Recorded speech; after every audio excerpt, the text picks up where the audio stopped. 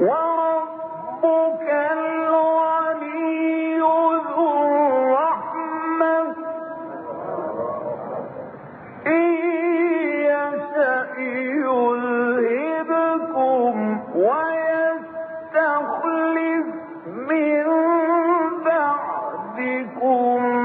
ما يشاء كما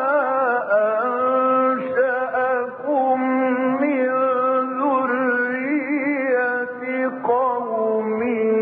آخرين